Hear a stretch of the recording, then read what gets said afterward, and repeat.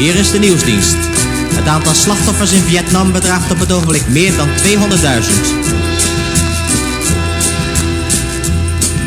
Ze lagen naast elkander na die vreselijke slag, als vrienden naast elkander op die mooie lentedag.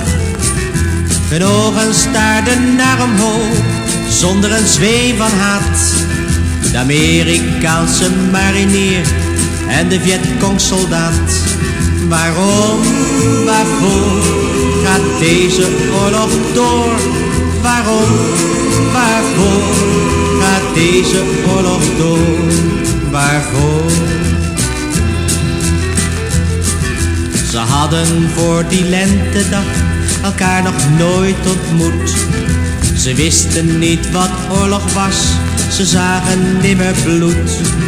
Nu lagen ze daar naast elkaar met een besmeurd gelaat.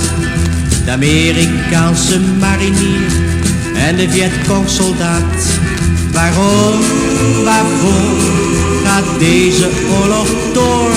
Waarom, waarvoor gaat deze oorlog door?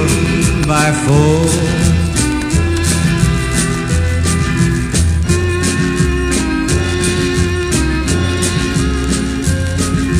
En als het staakt het vuren klinkt en op het oorlogsveld het resultaat van deze strijd in doden wordt geteld, dan liggen in het hoge gras als helden van de staat de Amerikaanse marinier en de Vietcong-soldaat.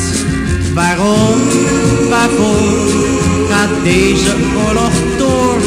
Waarom, waarvoor gaat deze oorlog door? Waarvoor? Zo vechten ze nog iedere dag. De strijd gaat alsmaar door.